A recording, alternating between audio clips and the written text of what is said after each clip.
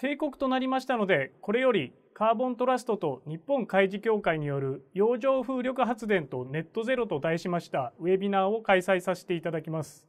今回このウェビナーの司会をさせていただきます日本海事協会環境部の岩渕と申します。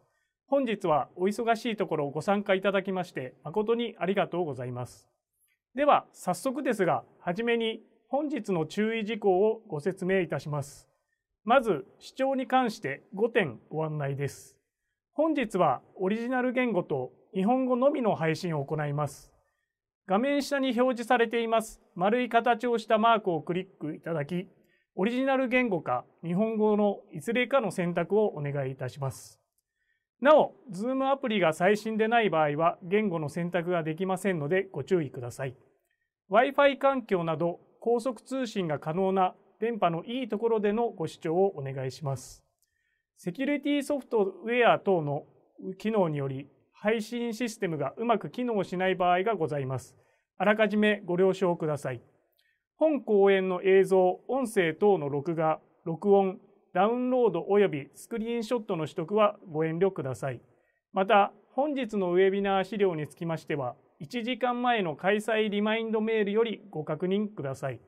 では早速ですが、本日のウェビナーの開会のご挨拶をさせていただきます。平田部長、よろしくお願いします。日本海事協会平田でございます。皆様、本日はお忙しい中、私どものウェビナーにご参加いただきまして誠にありがとうございます。2020年より英国カーボントラストとの共催でシリーズ開催しております環境関連のウェビナーですが、今回で第8回目を迎えることとなりました。これまでのウェビナーでは TCFD、SBT などを通じてネットゼロ達成に向けた企業・金融機関の役割や移行計画に焦点を当ててまいりました。本日のウェビナーでは洋上風力発電とネットゼロということをテーマにして世界的に導入が進んでいる洋上風力発電に焦点を当てています。内容としましては3つございます。1つ目が洋上風力発電の基礎知識と市場動向。2つ目が洋上風力発電のサプライチェーンとその課題。3つ目がサステナブルな洋上風力発電のための共同研究開発プログラムでございます。本日のウェビナーが皆様にとりまして洋上風力発電とネットゼロ達成に向けた動向の理解を深める一助となり、そして皆様のビジネスにとって有益な情報を提供できるものであることを心より願っております。簡単ではございますが、改めてご参加いただいている皆様に感謝いたしますとともに、開会の挨拶とさせていただきます。それではよろしくお願いいたします。平田部長、ありがとうございました。それではこれよりご講演に移りたいと思います。まずはじめに株式会社ケンシー代表取締役の山口様より洋上風力発電の基礎知識と市場動向についてご説明いただきます。山口様、よろしくお願いします。はい、皆様こんにちは。株式会社ケンシーの山口です。本日のウェビナーのテーマは洋上風力発電とネットゼロで、洋上風力発電のサステナビリティについて、カーボントラストのお二人から話してもらいます。その前段として、私の方から洋上風力発電に関する基礎知識をお話ししたいと思います。よろしくお願いいたします。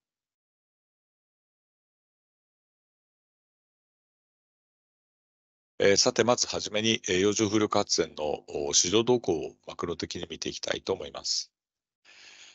こちらはグローバルウィンドエナジーカウンセルの資料からですけれども、2021年の1年間に世界で新規導入された洋上風力の発電容量は 8.8 ギガワットで、うち 57% が中国です。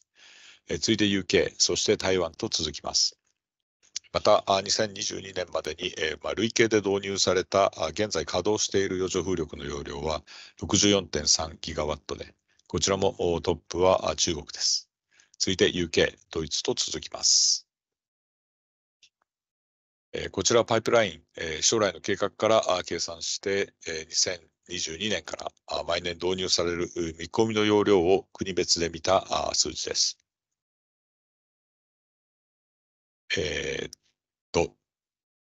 地域別で見た数字です。失礼いたしました。で、10年間で7倍弱に跳ね上がり、2032年には約60ギガワットの発電量が見込まれています。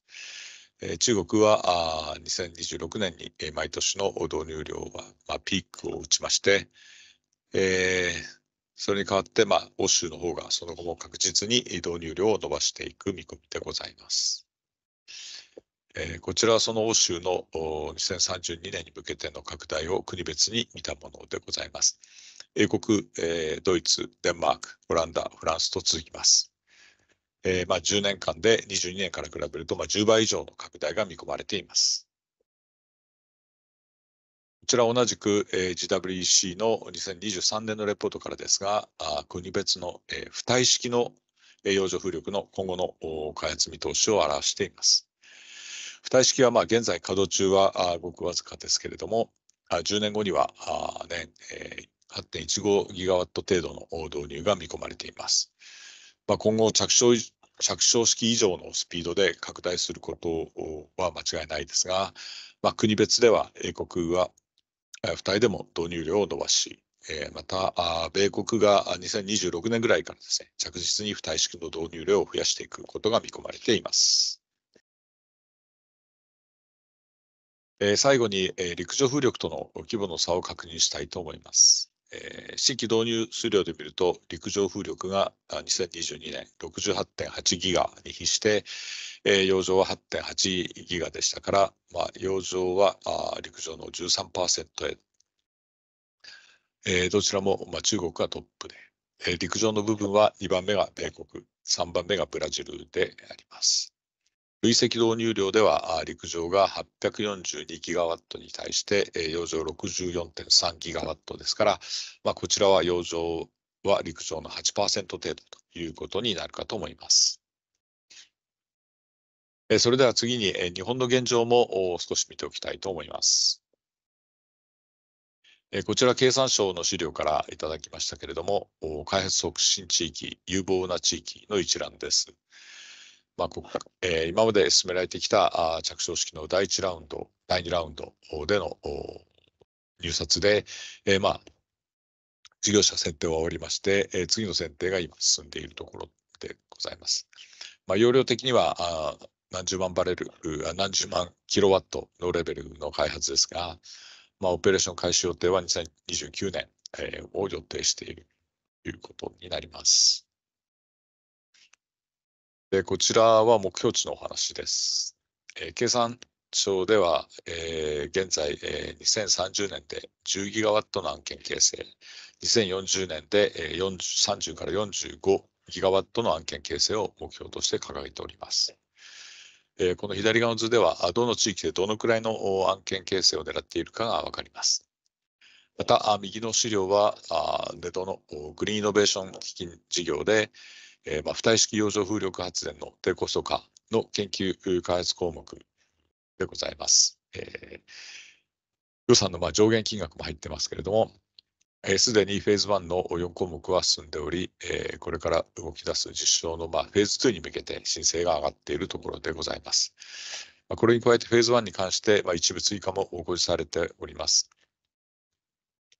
着床では欧州、中国等に比べて出遅れ感はありましたが、浮体式では世界レベルの体制ができつつあるということかと思います。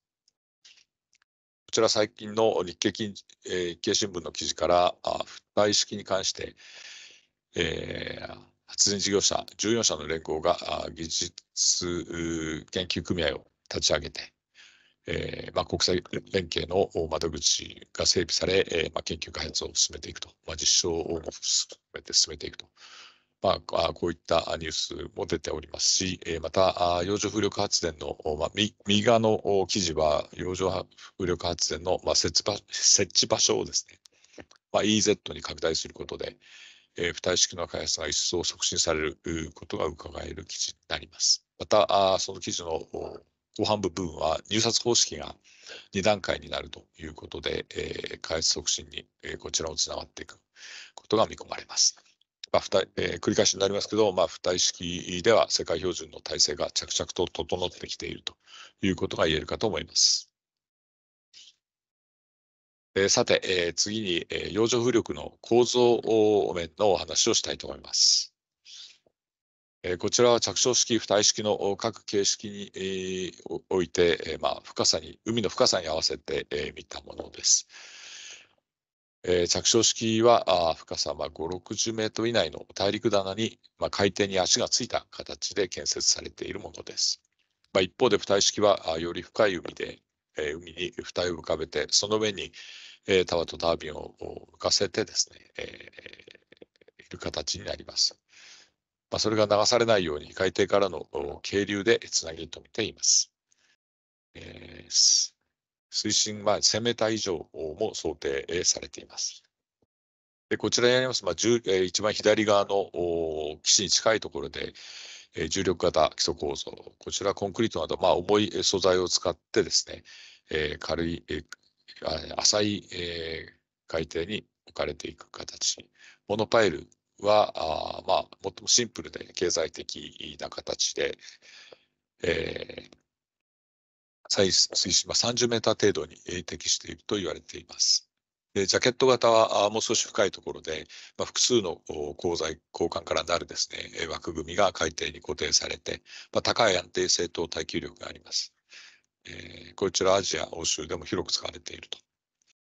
それから、バージ型は、端毛のように大きな浮体力によって支えられているわけですけど、利点はコスト効率がいいわけですが、荒い海には適さないという。こちらも渓流で抑えております。それからテンションレッグプラットフォーム TLP。浮体をテンションがかかった垂直のテザーで海底に固定することで安定させています。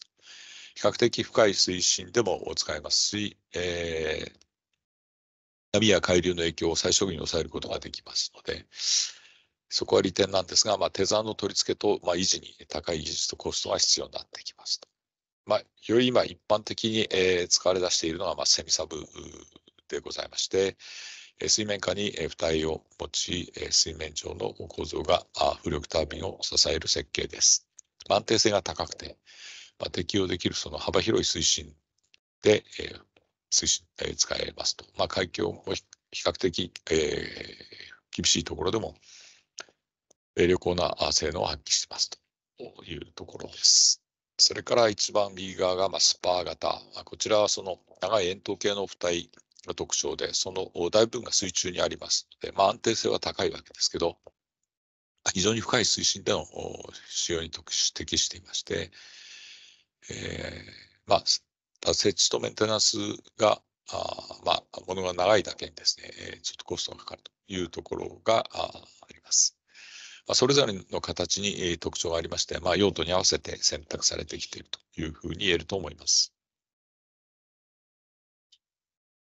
それから洋上風力発電、その他のケーブル等の関係ですけど、タービンの周りにアレイケーブル、それが張り巡らされて、それがですね、変電所につながって、特に EEZ のように、離岸距離が遠くなるような場合には、変換器を置いてですね、直流送電で陸上に電気を送ることになります。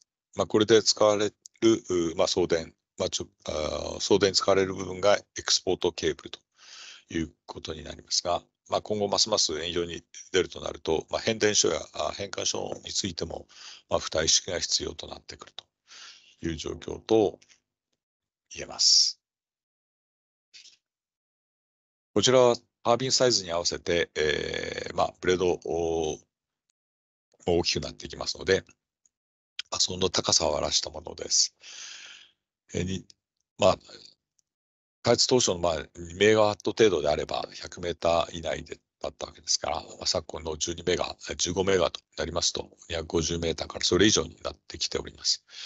カーボントラストの資料なので、参照対象が全てイギリスの建物になっておりますが、実際の長さを見ていただいて、その規模感について、見ていただければと思います。それでは次に、洋上風力発電のライフサイクルとサプライチェーンについてお話したいと思います。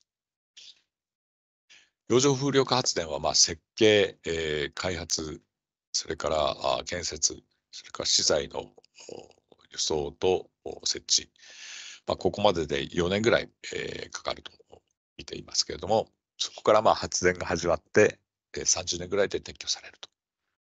その間、O&M の費用もかかります。このライフサイクルでの費用を、総費用をですね、その間発電される総発電量で割ることで、単位あたりの発電コストを、現在価格に引き直しますけど、いわゆる LCOE が出てきます。で、洋上風力発電は、その先ほど見たライフサイクルで、開発、建設、運搬、O&M、撤去と、この工程で、非常に幅広いですね、サプライチェーンからの機材、機器、サービスの提供を受けていることを表しています。各工程におけるその必要な機材やサービスはですね、LCOE のレベルで、コストの比率を出したものがこちらの表でございます。最初のその調査開発、それから風車、基礎構造、ケーブル、設置作業、そして O&M、撤去とありますが、これは着床式のケースでございまして、これから増えるであろう浮体式では、これに浮体の製造工程、それから設置、係留なども加わり、ますます拡大したサプライチェーンが必要となってきます。前のページで船にも触れていますけれども、もう少し船について触れておきたいと思います。洋上風力の建設 O&M 撤去にはここにあるサポート船が必要になります。セップ船とかですね、アンカーハンドリング、タクサプライベッセル、クレーン船、長寿ですね。また CTB、一番上のCTB ですね。こちらは人員を運ぶ小型船なんですけど、基本的には日帰りでの輸送を想定しています。で、設置場所がですね、タービンの設置場所が EZ のように遠洋になると、CTB で日々往復してるんでは、ちょっと、時間かかりますので、SOV で、大きな船でですね、船で寝泊まりしながら作業をするようなことも必要になってきます。それから遠洋になればケーブルの施設距離も増えますので、CLV へのニーズも高まってきます。で、建設に関して、先ほど申し上げたようなセプ船、それから長寿機能クレーン船などのものが必要になってくる。目標達成には何千機ものタービンが日本でも必要になってきますので、今後この建設とO&Mに必要な船の数もかなりのものとなりますので、その供給も確保する必要がサプライチェーンとしてはあるかと思います。コスト削減の歩みについて、見たいと思います。こちらは過去12年間の12年間の洋上風力発電、着床式の設置コスト、それから発電効率、LCOE 平均発電コストですね、の世界の平均の推移でございます。右側の LCOE が一貫して下がってきていることが見て取れると思います。こちらはカーボントラストのレポートからなんですが、前ページと同様の期間で、CAPEX については焦点を当てて、もともとのそのベースのプロトコルからですね、プロトタイプから、商業ベースに載せるために、各パーツでどのくらいのコスト削減を進めてきたかを示すものでございます。コスト的に半分ぐらいになってるわけですけれども、このコスト削減の背景、それぞれのプラットフォームですとか、バーリングですとか、アンカーですとか、インストレーションコストですとか、プラットフォームが一番大きいかもしれませんけど、それとタービンの、容量の拡大とか、この辺、研究開発による、イノベーション以外に、次のページをお話しする、様々な要因によって、この削減を実現させてきています。で、コスト削減の、その変換で見ましたが、その推進要因としては、ここにある4つの要素に分解できると見ています。カーボントラストの過去の検証では、公的な研究開発によるコスト削減では一応 12.5% の効果があったと。一方で民間ベースの研究開発、そして、それ以外の学習効果によるコスト削減、それから、タービンサイズが一番大きいですけど、例えばそれからファームのサイズを大きくするとか、そういう規模の経済性によるコストの削減、また風況の精査などでですね、不確実性の排除による財務コストの削減など、いわゆる、事業家からのニーズでですね、削減できたコスト、これが80% を占めるということが分かっています。コスト削減を進めるのはですね、技術面からの研究開発によるイノベーションだけでなく、学習効果とかですね、こちらに書いてあるような不確実性の排除、規模の経済性など、ドライバー、コスト削減のドライバーになることは、これだけいくつかの要素が複合的に重なって実現されていると、こういうふうな考え方かと思います。それではこういカーボントラストが今進めております、洋上風力進めております、ジョイントインダストリープログラムについて最後にちょっと触れたいと思います。カーボントラストでは事業サイドのその要望に応える共同研究開発と実証研究を進める仕組みとして、ジョイントインダストリープログラムを各地で展開しています。そこではその開発事業者を中心にサプライチェーンや研究調査機関なども含めて事業者のニーズに合った汎用性、普遍性の高い技術をですね、短期間で集中的に効果的に開発することを目指しています。一切取りきれない研究リスクの分散ともなりますし、知識のプールも使えるというメリットがあり、広く使われております。ここにあるのは、そのカーボントラストのフラッグシップの一つの JIP の一つであります、着床式のプログラム OWA の時のですね、共同研究開発を進めるフレームワークです。ここにあるような事業者の方がニーズに基づいて、研究対象をですね、各ワーキンググループに振って、全項で見たようなそれぞれの項目での、コスト削減を推進してきております。これはその実証に進むと実証に進んだフレームワークで、実証研究を進めるという形になっています。JIP のメリットを改めて書き出しますと、ここにあります4点になるかと思います。キーワードは需要からのニーズへの対応です。カーボントラストではこうしたメリットをコスト削減以外の課題についても展開しています。環境のような分野、そこがまさに今日のテーマになるわけですけども、そういったところにも適用しています。で、洋上風力のように幅広い産業が絡み、またその利害関係者も多くてですね、こういった産業では、こうしたその全体をコーディネートしながら、特定の課題への対応を共同で進めるプログラムが有効にワークするのだと思います。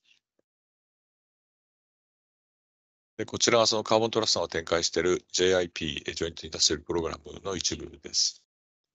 先ほど例に使いました OWA はカーボントラストのフラッグシップ的存在の JIP で2008年から始まっております。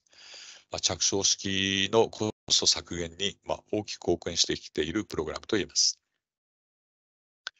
それから、フローシップと呼んでますけど、2016年から始まりましたフローティングウィンド JIP 浮体式のプログラムでございます。ここには日本からテプコさん、宮殿未来さん、東北電力さんも参加されています。共同研究開発で、電気システムとかですね、渓流、浮体基礎などについてコスト削減につなげております。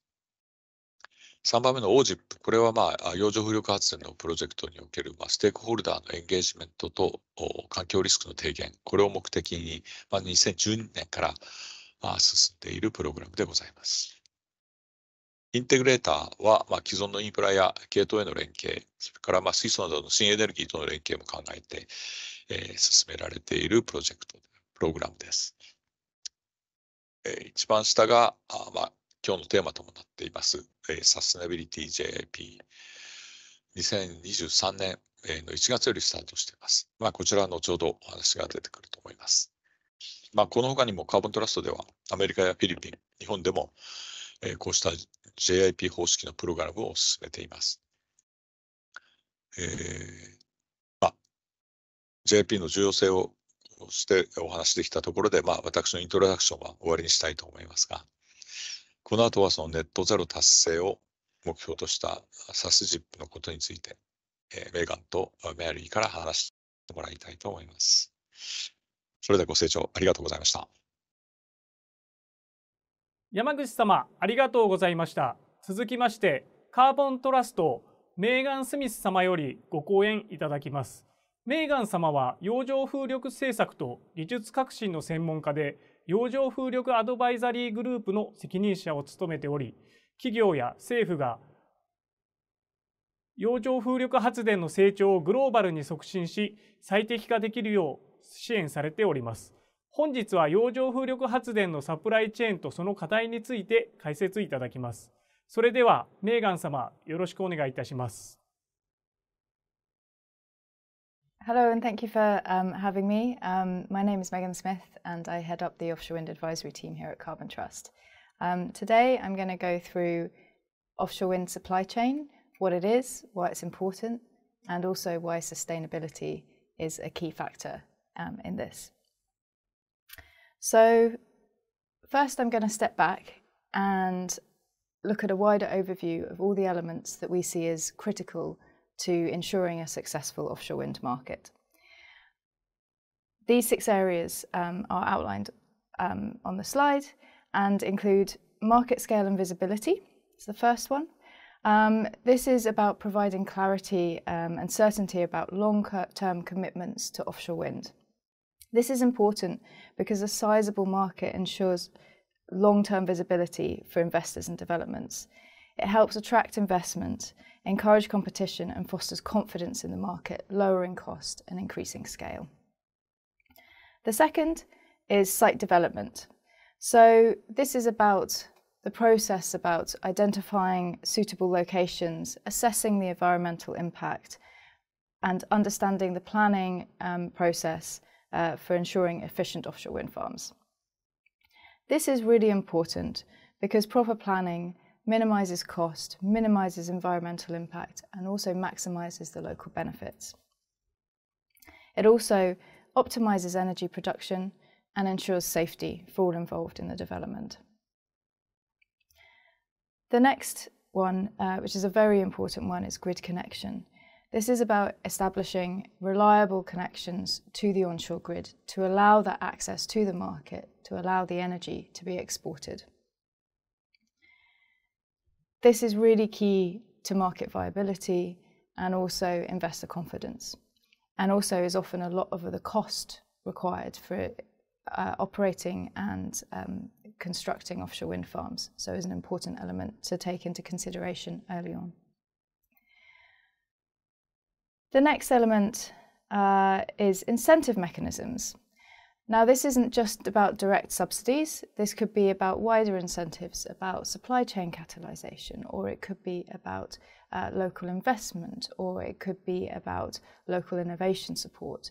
There's a range of incentive mechanisms, but the point of this is to try and encourage markets to invest, maybe when there's not a commercial opportunity there without those other incentive mechanisms. So subsidies, tax breaks, favourable policies to encourage companies to participate in the market.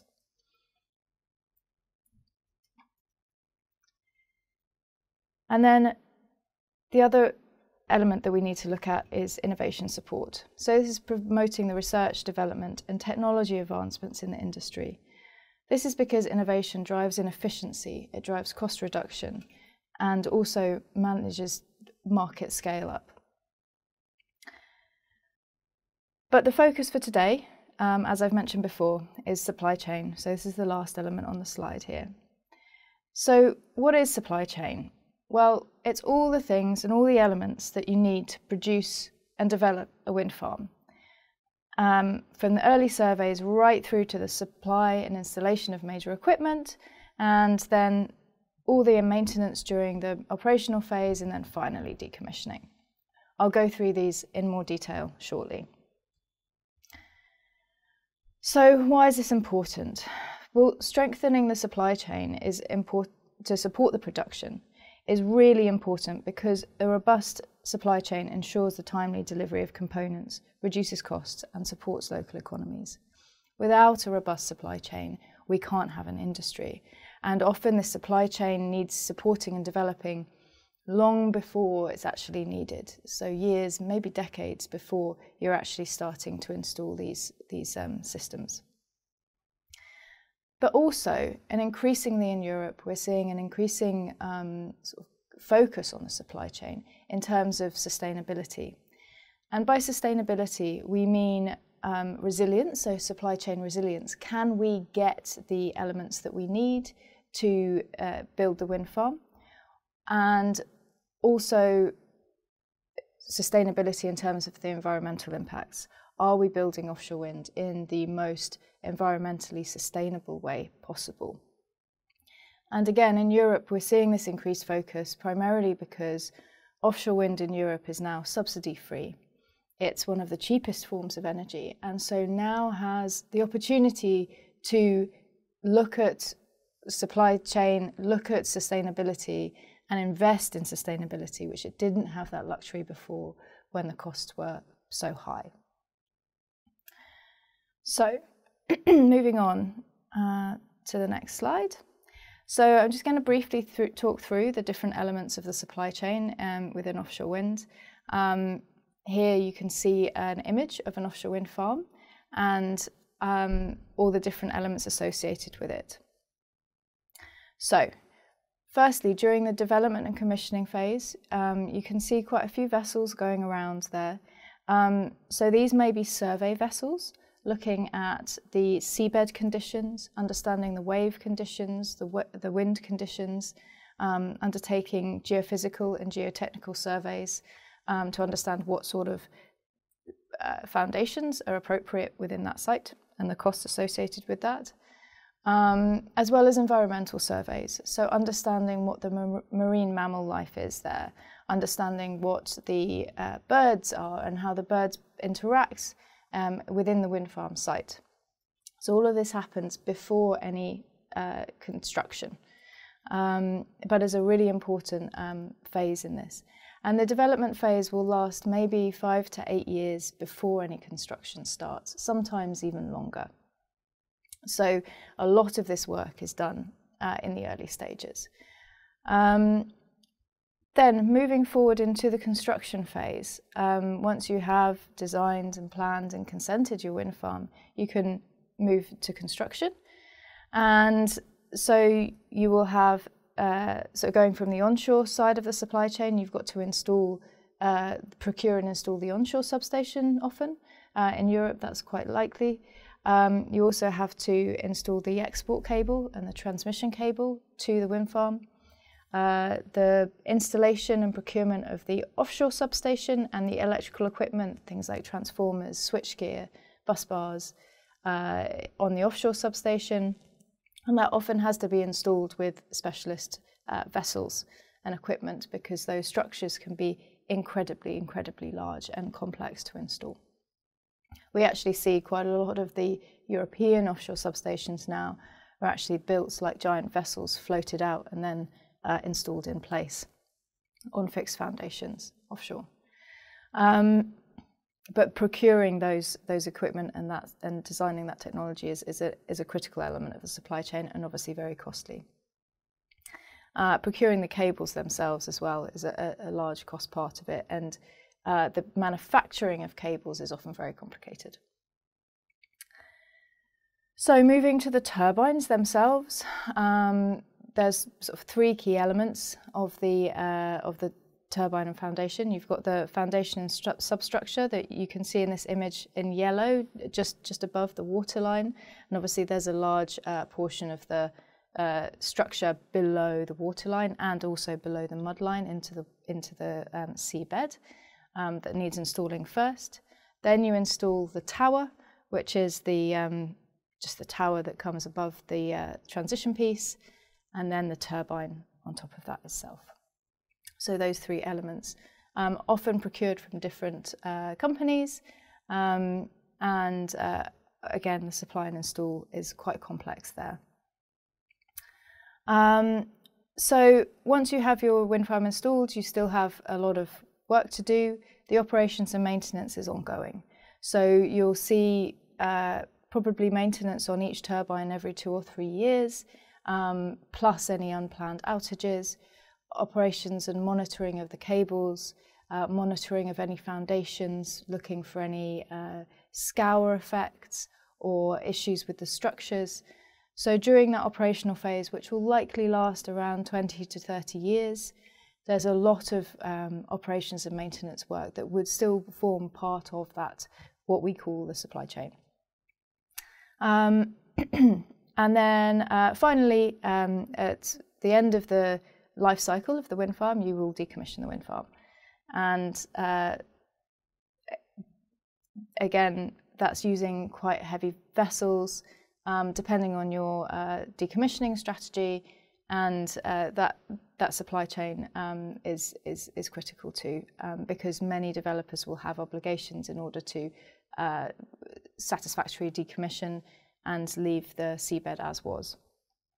Obviously, there's the option of replanting, but that's decided as and when, and obviously goes back to the beginning of the life cycle of the wind farm. Moving on.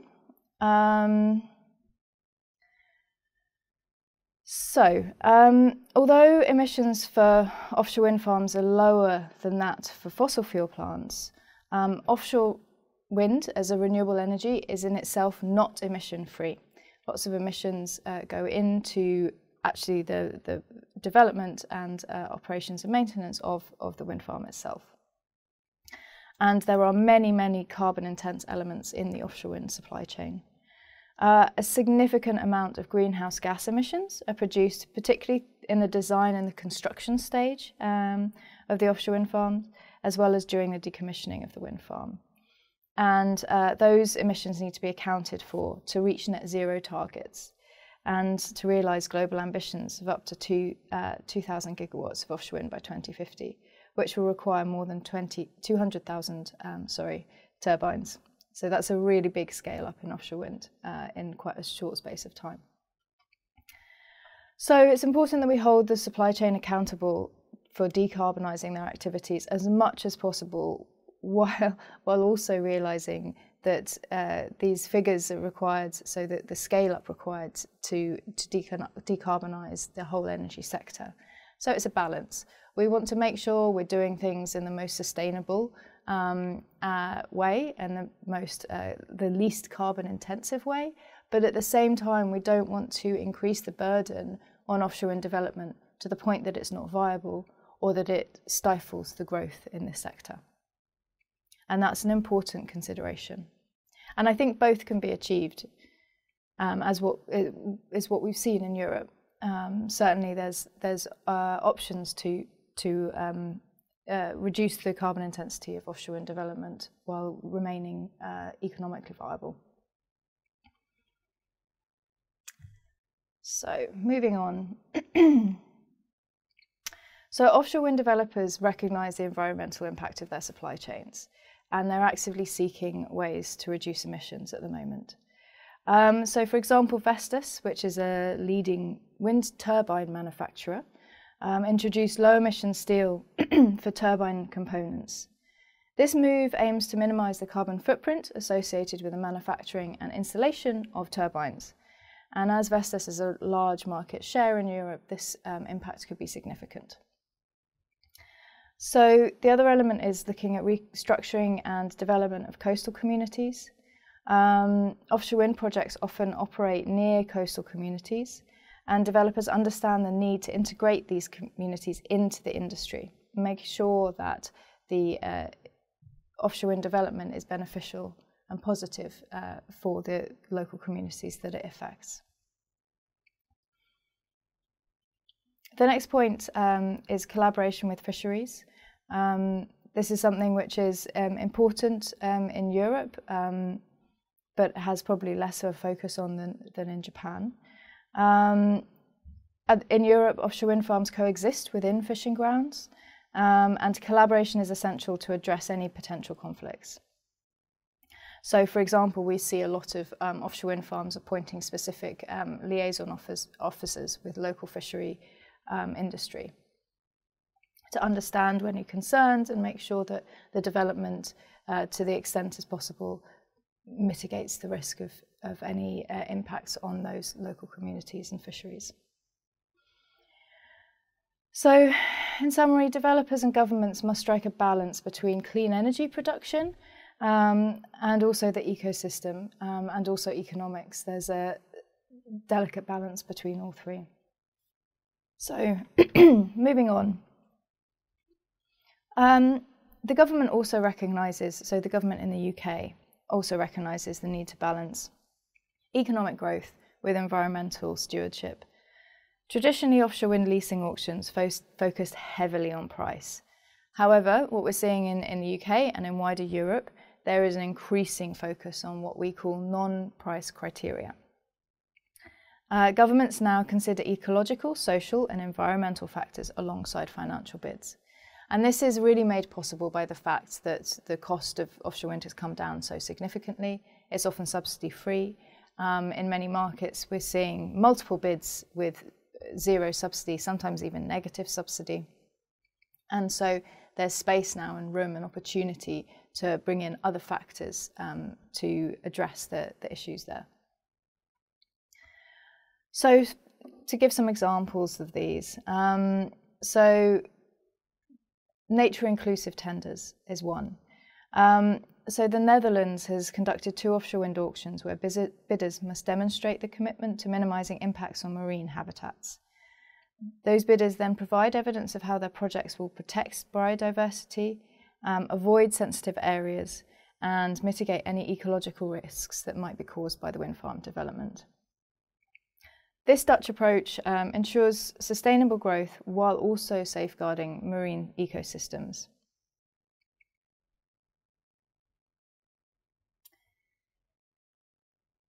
And sort of more widely, the European Commission's state aid guidelines do actually allow up to 30% of the scoring in the contract for difference auctions to be based on non-price criteria. The Dutch aren't actually using CFDs, so they can have an even higher rate than the 30%. And beyond the Netherlands, France are using non-price criteria for about 25% of their scoring for their latest offshore wind auction. The German government will use 4 non-price criteria for offshore wind farms, which will not receive government support directly, and Belgium is consulting on an extensive set of criteria at the moment as well. Another factor here is environmental compensation. So the UK often required offshore wind developers to compensate for any adverse effects caused by their projects. So developers may restore or enhance habitats elsewhere to offset offshore wind impacts. And compensation can also involve supporting local fisheries affected by those wind farm operations.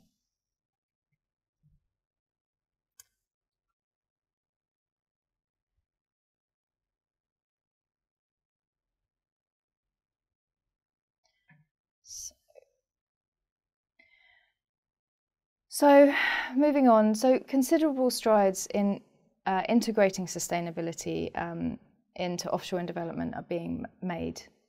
However, as offshore wind expands, manufacturing will increase, and therefore the emissions associated with that manufacturing process will also rise, undoubtedly. So the challenge here is accounting for these emissions across the entire supply chain in a fair and robust and honest way. But there's uncertainty in this because reliable measurement tools and consistent data collection do remain uncertain and inconsistent. So that's why we're seeing a lot of collaborative R&D, so the industry coming together to understand these challenges, understand how we should be measuring and accounting for these carbon impacts in terms of the manufacturing and the wider supply chain in offshore wind development. So one of these examples is the Sustainability Joint Industry Programme that we run at Carbon Trust, which the purpose is to drive research and innovation to decarbonise the offshore wind sector. And the key role it plays is providing this collaboration platform amongst industry players, researchers and policymakers.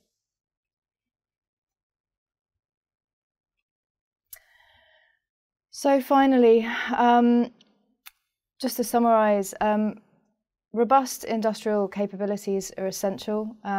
We need that strong industrial base to ensure efficient production, manufacturing, maintenance and innovation within offshore wind, which is critical for the industry to grow.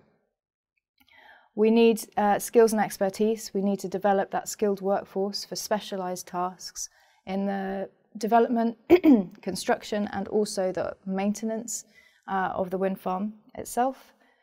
And then wider infrastructure is really key. We need to look at ports, logistics and facilities for assembly, maintenance and construction of these turbines, especially for floating wind, which requires really specialised port facilities and specifications. The other consideration is that offshore wind is now advancing into increasingly challenging territories.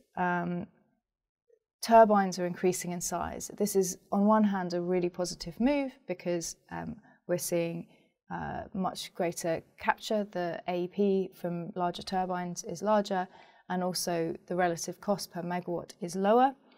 But providing the supply chain to support these larger turbines, which includes the foundations, but also the cables, the transformers, and all the different elements that require these turbines to be installed is really important and are also a real challenge given the speed at the growth of this.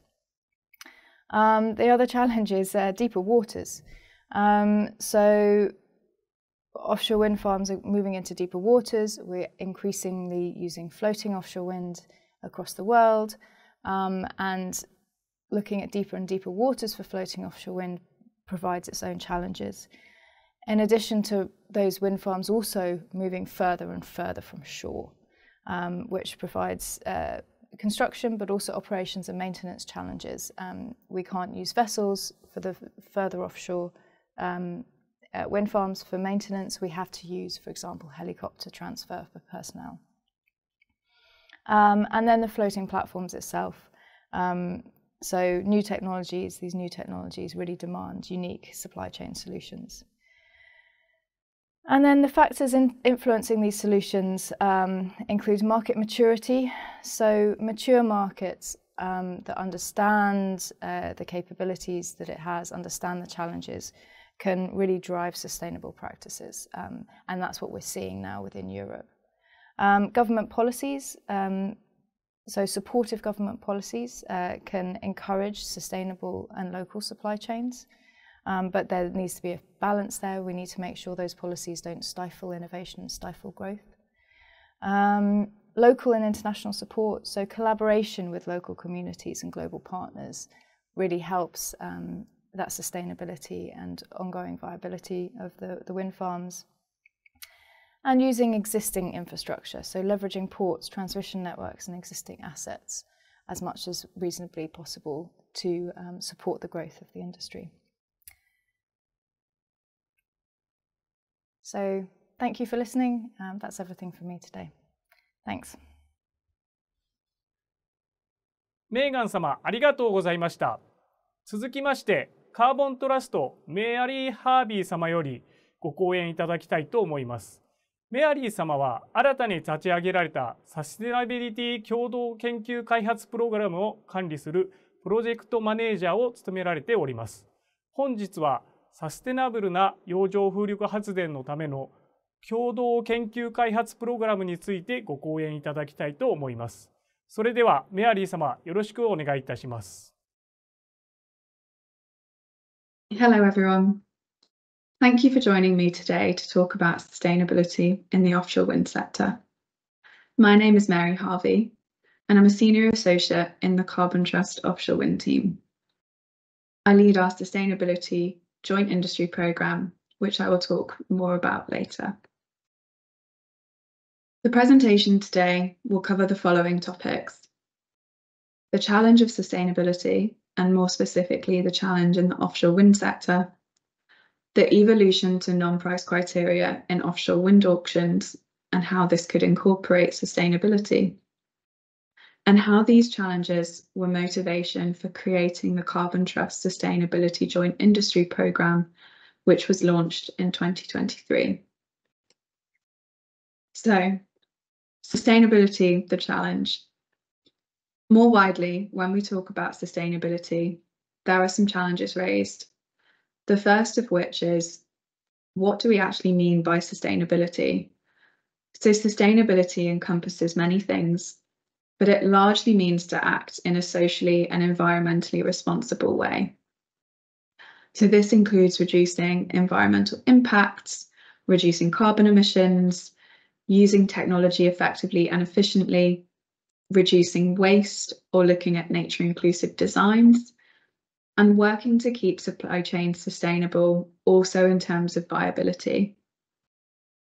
The second question is, how do we measure sustainability? It's important to measure sustainability to work out a baseline figure of how sustainable the industry is. But the short answer is it's difficult to do this. There is limited guidance on how to measure these various aspects. And because each market is acting at the same time, this naturally means there are varying approaches coming up. So it is important to act collaboratively and take the best of each approach and method.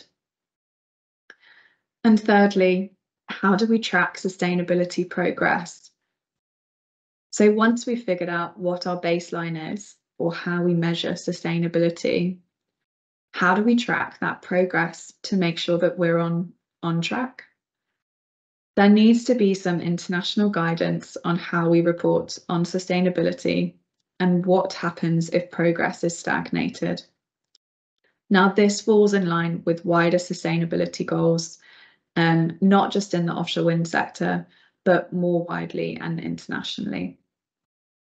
But we find that in the offshore wind sector, a number of developers are committed to their wider company targets of net zero by 2050, and some of them net zero by 2040.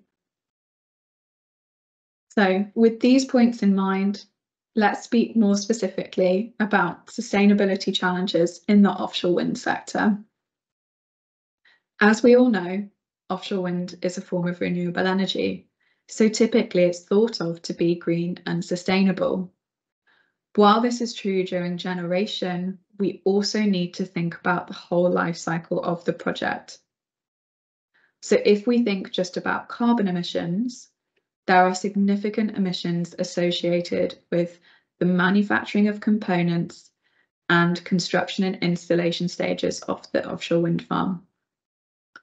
If you look at the image on the left there, you can see all of the offshore wind farm stages and understand how we need to consider aspects at all of these stages when we think about carbon emission of offshore wind. The incredibly large pipeline of offshore wind projects globally will help us to achieve net zero goals, but this will also exaggerate the emissions that are being released. We need to take stock and understand how we can mitigate these emissions to make the offshore wind industry truly sustainable and accelerate those net zero targets. This large pipeline will also exaggerate other sustainability challenges, including the compounded environmental impact of lots of offshore wind turbines and farms, the requirement for lots of materials for components, including rare earth metals, and what do we do with all of the existing components at the end of their life? Another challenge for the offshore wind industry is that the industry is starting to introduce non-price criteria, and sustainability has been included in a few tenders. But there is limited guidance on how the industry internationally should include this, and this makes it a complex area for the developers to navigate. I previously mentioned that the term sustainability encompasses many things, some of which are presented on the screen now. So this slide incorporates feedback that the Carbon Trust have had from several stakeholders. So it is likely to include more topics, and it's also likely to expand in the future as we are able to gather more feedback. But the first topic area of sustainability is greenhouse gas emissions, which encompasses supply chain emissions, the production of green materials, and as previously discussed, the challenges around measuring data. As mentioned before, the increasing pipeline of offshore wind farms will increase emissions at a much more rapid scale than before. So the challenge is also increasing more rapidly. There is limited guidance on collecting and reporting emission data, which leads to uncertainty in values. And also, different parts of the offshore wind industry have different requirements. So understanding emission data for a product or component is extremely important for developers, but translating that to a smaller member of the supply chain, for example, a supplier who produces one specific component but may not have the manpower to calculate the emissions of the product, is difficult. Secondly, we have circularity, which encompasses decommissioning of projects and what happens at the end of life. Are the components and materials recycled? Circularity can also be incorporated in full life cycle design. So changing the design of components to ensure they incorporate circular principles and can be recycled correctly or more easily. Circularity is also included as an aspect of conducting a full life cycle assessment. Circularity is difficult to incorporate retrospectively and may take a long time to see impact. It may require a change at the design stage, and so this will also impact procurement of project and overall cost. Additionally, without the standardization of materials in the supply chain, it is difficult to regulate how circular principles can be incorporated for future use. The third topic area is largely related to standards of all of the other topic areas, but specifically here around life cycle assessment or emission data. There is variation across different markets with different policies and different priorities for areas of sustainability. And there is also uncertainty on how new or emerging markets will introduce these sustainability aspects and what will be a priority for these markets.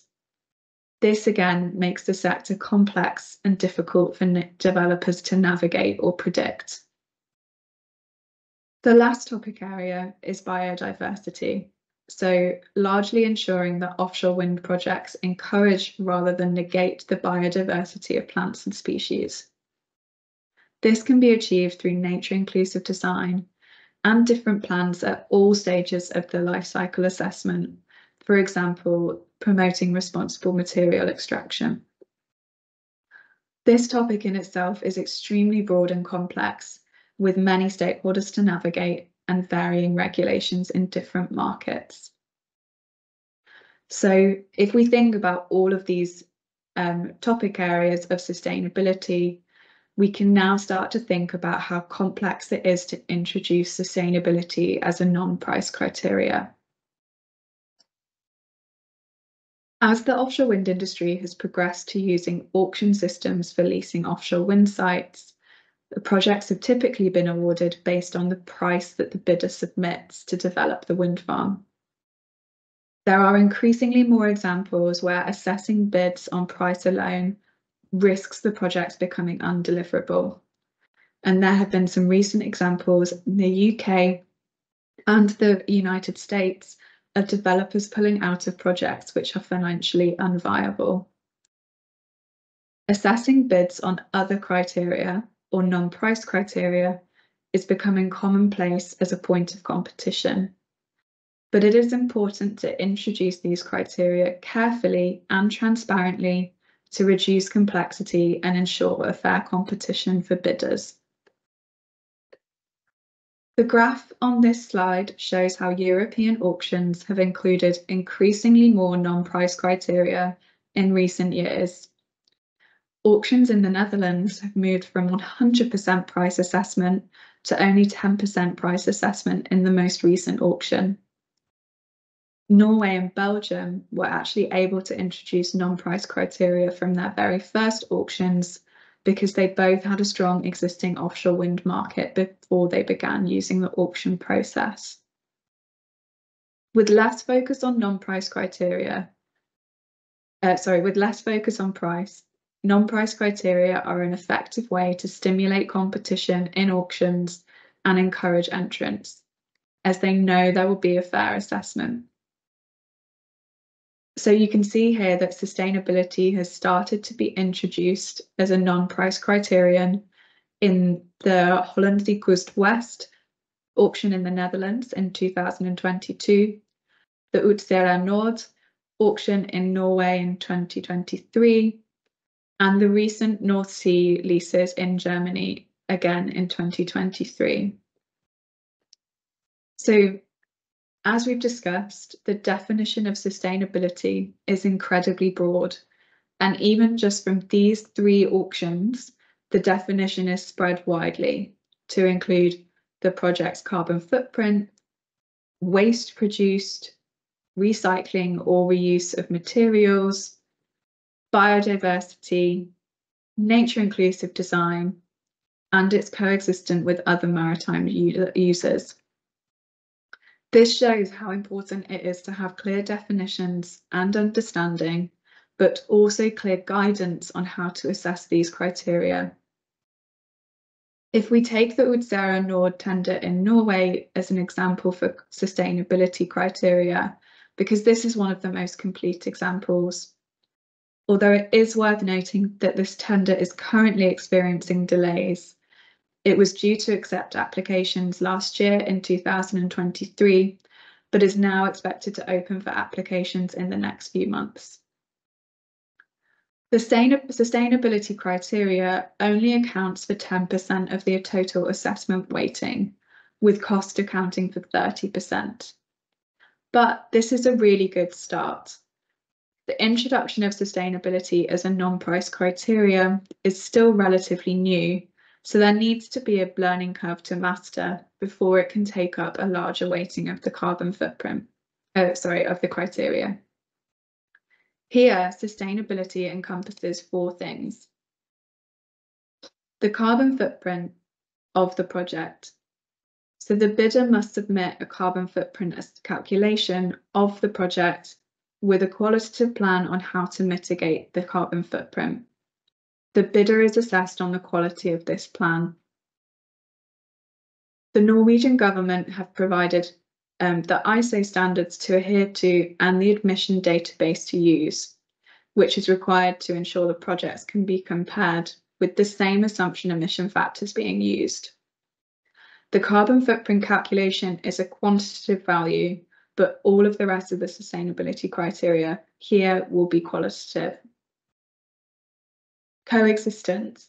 So the bidder must show good experience in communicating with stakeholders to show the project can coexist with fisheries and maritime traffic. Waste, recycling and reuse. The bidder must demonstrate a commitment to good waste management with a particular emphasis on recycling. Nature and the environment. The bidder must provide a plan demonstrating the consideration of nature and the environment and any innovation within this field, and promoting the sharing of knowledge. The sustainability criteria chosen in any market are likely to vary based on the requirements of the market. But however they are introduced, policymakers need to ensure there is a transparent and robust framework for assessing these bids to reduce the risk of misinterpretation. This challenge was part of the motivation for developing the Carbon Trust Sustainability Joint Industry Project. The existing standards leave room for a different interpretation on how to calculate a carbon footprint. Without a consistent measurement and assessment approach, it is difficult to compare the projects. So one of the challenges offshore wind developers are facing is the lack of industry consensus on the approach to decarbonisation. And as I just said, there is limited understanding on how various markets will request carbon footprint calculations and no industry guidance on how these calculations will be assessed. Industry-wide collaboration can ensure that developers take a uniformed approach, and in the Sustainability JIP, developers are collaborating and agreeing to follow a uniform methodology for calculating carbon footprints. Several of the developers had already made progress in this space, but by collaborating, they are able to lead the way in the industry and support future decisions and direction. The Sustainability Joint Industry Programme is a developer-funded and developer-led collaborative initiative, and we focus largely on decarbonisation within the offshore wind industry. Phase 1 of the programme launched in January 2023 and will run until December 2024. We are planning to enter a Phase 2 from January 2025. The programme has 12 developer partners listed on the slide here, and the project workstreams are currently delivered by the Carbon Trust Business Services team, and the project management is delivered by the Carbon Trust Offshore Wind team. There are 3 project workstreams, which I will explain in a little more detail next, but the main output of Phase 1 is a methodology document for calculating the carbon footprint of an offshore wind farm project, encompassing both fixed and floating technologies. Supported by industry developers, supply chain, and key stakeholders, the methodology will be published in September 2024, creating a fair and transparent process for developers and other industry players to benchmark their carbon performance. So, more specifically about this first workstream, it's focused on improving measurement techniques, and the objective is to create a standard approach for measuring the carbon impact of an offshore wind farm. And the target is for this methodology to be used by offshore wind developers and wider industry. As previously discussed, the motivation for this workstream was to reduce the risk of different interpretation of existing relevant standards, as they are not entirely relevant for the offshore wind industry, which could result in meaningless comparisons between wind farms. The draft methodology was developed during 2023 with the 12 developer partners and was circulated for consultation with key stakeholders, including industry bodies and regulatory authorities, in November last year. The consultation phase has just concluded. All feedback will be incorporated and the methodology will be published in September this year. The methodology document provides guidance on functional units, boundary conditions, and the applicability of existing standards and regulations to holistically calculate the carbon footprint of an offshore wind farm project. The second workstream focuses on carbon emission data within the industry. These emissions largely sit with the manufacturing of components and with material production. The workstream focuses on creating a framework for standardizing the use of data in carbon footprinting calculations, including a gap analysis on existing data availability with suppliers and guidance on what emission factors to use where data is not available. The key takeaway of this workstream is that good quality supplier data is key to creating an accurate carbon footprint. Assumptions or industry averages can be used for emission data, but unless there is specific guidance, different users may use different assumptions, which could result in varying carbon footprint values.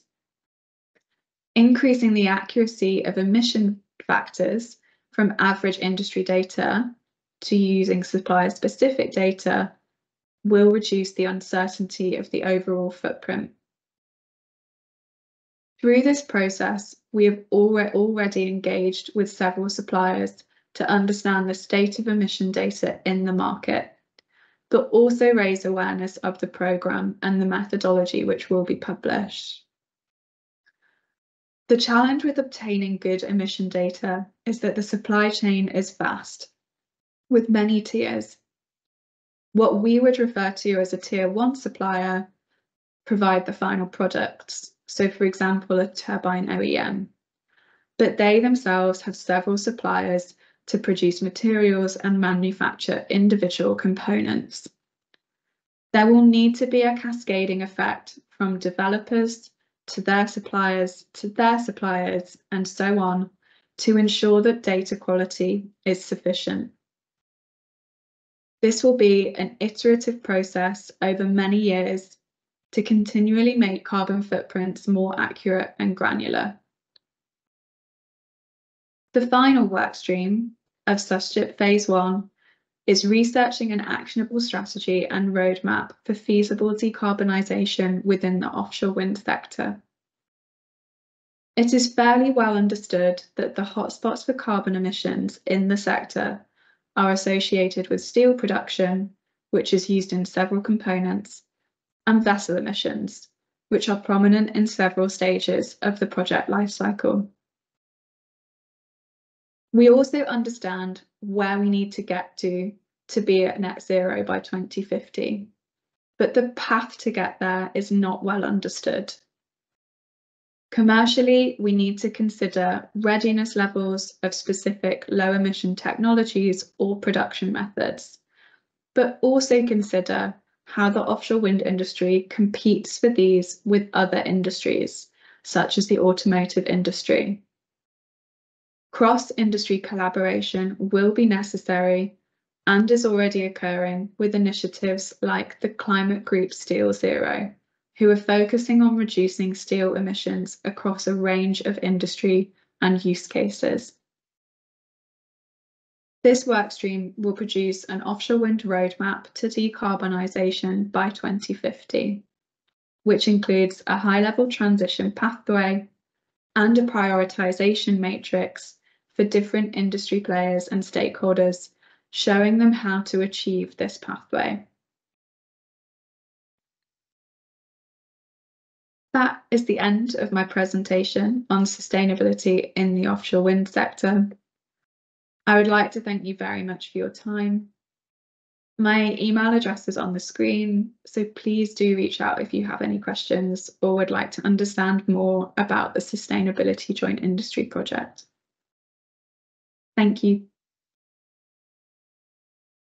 メアリー様、ありがとうございました。それではこれよりご講演に関する Q&A のセクションに移りたいと思います。こちらのセクションより司会を山口様にバトンタッチさせていただきます。山口様、よろしくお願いします。Hello everyone, this is Ken Yamaguchi again. Now we are going to have a Q&A session. As Megan Smith is in town now, let me have today's Q&A with her in English. So Megan, thank you very much for the excellent speech. I think we have delivered a good message to the audience about the problems and challenges which offshore wind industry are having. So in order to enhance our understandings, let me ask you some questions one by one. Okay. So, question number 1. Among existing carbon trust joint industry programs, there are OJIP and SUSGIP. I think both are relating to the environment. Could you tell us what is the main difference between OJIP and SUSGIP, please? That's a good question. Thanks, Yamaguchi-san. So, OJIP looks at the environmental impacts of the wind farm itself once it's constructed. So the effects that the turbines and the installation of the cables have on the marine mammals and the birds in the ecosystem once it's constructed. Conversely, SUSGIP looks at the whole supply chain and focuses on the carbon footprint specifically, rather than the impact on the sort of marine mammals and bird life once it's constructed. So ORGIP, which stands for Offshore Renewables Joint Industry Programme, looks at that environmental and consenting risk on the sort of natural environment, whereas SUSGIP looks at the carbon footprinting of the wind farm itself. I see, yeah. Thanks, Megan. So, next question. We understand like a non-price criteria have been introduced in several occasions, as we have seen in the presentation. Do you think these criteria on the sustainability have influenced on the financing condition for bank for the project?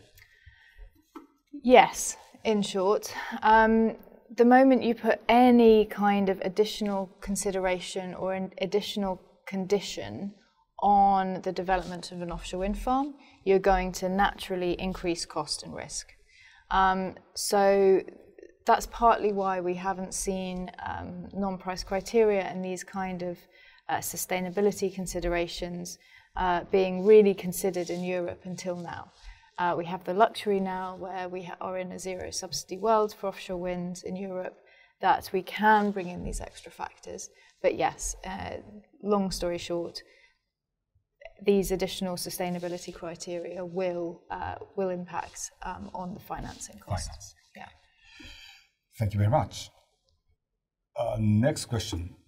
In Japan, recently, the strong momentum, some momentum is highly building up for the development of the offshore wind power generation, and especially in the floating front. Government, industry, supply chain, and academia, everyone are now ready for expansion. But under such a sentiment, issues related to environmental impact and stakeholder engagement are discussed at a very high priority. But on the contrary, there might be a tendency in Japan that the decarbonization in offshore wind development and its supply chain can be discussed later. So I'm afraid not high priority yet. The main focus is the development and expansion. Do you think the situation was the same in Europe when the large size project started? Yes, absolutely. So around 8 years ago, when Europe really started ramping up in offshore wind, the entire focus was on cost reduction. And that's right, because you can only increase the scale of the industry by reducing cost. And that was our number one challenge at that point. But that cost reduction happened far quicker than any of us really imagined it would. So very quickly we got into the situation that actually cost wasn't the biggest barrier, wasn't the biggest challenge we were facing. There were other issues coming into the fore as the cost was coming down. So at that point, the sustainability question really started to be asked. And that, again, is right. And I think Japan is absolutely right, again, to focus primarily on cost reduction at this point. And then, at a later date, the increased focus on sustainability. But I think what we will likely see in Japan is a very sharp cost reduction. Nice. And I think that's probably going to happen quicker than maybe people expect. And so that increased focus on sustainability will happen soon. I think it's right that it's not the number one priority now, it shouldn't be. But I suspect it will become a bigger question and a bigger issue relatively soon. Thank you very much. Yes, so yeah, we wait for this moment to come soon in Japan. Exactly. So question number 5, or question number 4, yeah, that's right, sorry. It's, do you think are there any trade-off relation between the cost cutting and emission reduction? Yes, in short. If you don't include any emission reduction focus or targets, your primarily focus will be on cost, and that won't necessarily be, and probably won't be, the lowest emission solutions. So, for example, if you take Europe as a case study, a lot of our turbine foundations are constructed and manufactured in Vietnam and then shipped over, as opposed to constructed in Europe, which they can be, but it's more expensive to do that in Europe. The carbon footprint of Vietnam manufactured foundations is much higher because the underlying energy mix is less on renewable energy than it is in Europe. So it's a higher carbon intensive underlying energy mix. The working practices are less sort of environmentally sustainable, generally speaking, and then you also have to ship them halfway across the world, which is obviously a significant carbon outlay. Whereas in Europe, you don't have those sorts of considerations, but the cost is much higher. So it's very rare that you're going to have a solution that's both the cheapest solution and the most carbon effective solution. So there's always going to be some sort of trade-off, most likely. I see. So chasing the cost cut first, and then sustainability will join, and then like a trade-off relation always exists. Yeah. We have to think about it. Exactly. And I think in a market like Japan, there are still things that can benefit. So I would imagine there would be synergies, for example, between increasing local content and emissions reduction. So it's not that emissions reduction comes at the expense of other things. Universally, it often comes at the expense of cost, but often not significantly. You can reduce emissions by not increasing cost too much. So there are small changes you can make. But then, emissions reduction can also benefit in other areas, for example, local content and things like that. So it's not always the only consideration that it benefits. I see. So development with a local domestic supply chain is one of the key for the... Especially in a market like Japan, where you have very advanced manufacturing techniques compared to elsewhere where you might be importing things from. Yes, thank you very much. So now that's question number 5. It seems a large portion of the emission come from the material production in the LCA of offshore wind. The figure showed like 71% of the LCA from material production. I think these are like mainly derived from the steel production used for towers or mooring chain or floating foundations. And do you think such a type of initiative encourage the people to make some like material shift in order to achieve the net zero, for example, like from steel to like a concrete? Yeah, so calculating the carbon footprint of the wind farm is dependent on the design of the wind farm itself.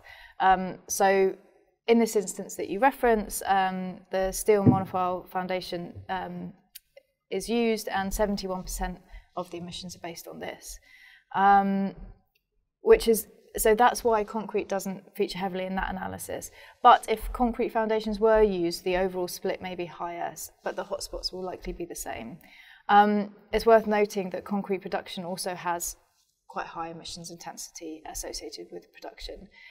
In SUSGIP, we are focusing on the decarbonisation across the life cycle, and we're also looking at levers for reducing emissions in concrete production specifically.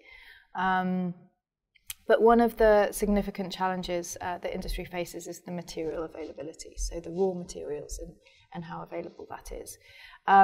We're hoping that SUSGIP type initiatives will be able to explore the different routes available for reducing emissions for different materials, but also ultimately different procurement strategies and competition for materials with other markets that's also likely to drive this in the near future. Okay, yeah, thank So number 6, the life cycle analysis shown in the presentation offshore wind emission. So there is an offset of 90% emission from the end of the life. I think it's shown in Mary's presentation. I trust it might be a link to the recycling, but could you tell us a little more about the process, how this end of life process can contribute to offset of the emission? Yes, absolutely. So this 19% figure is due to the high recyclability rate of the turbine materials, so contributing to an offset of those emissions at the end of life. So for the turbine materials, the majority of the metal inside the turbine is recycled, which subsequently reduces the primary material extraction. So the 19% value represents the current status of waste management options in Northern Europe specifically, which includes things like taking the magnets from the direct drive turbines. They can be demagnetized, remagnetized, and used or reused for new magnet production. Metals in the turbine can obviously be directly recycled and used again. And composite blades at present are shredded and incinerated, and the burning of that epoxy generates energy which is recovered.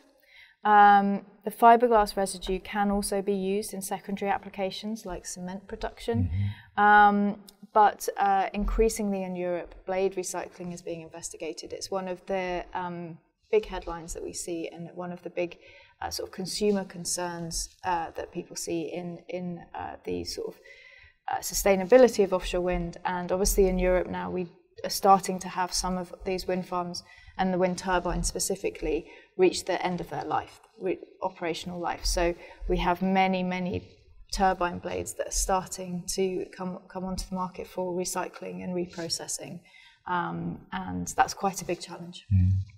Yeah. I see. Yeah, thank you very much for the explanation. That's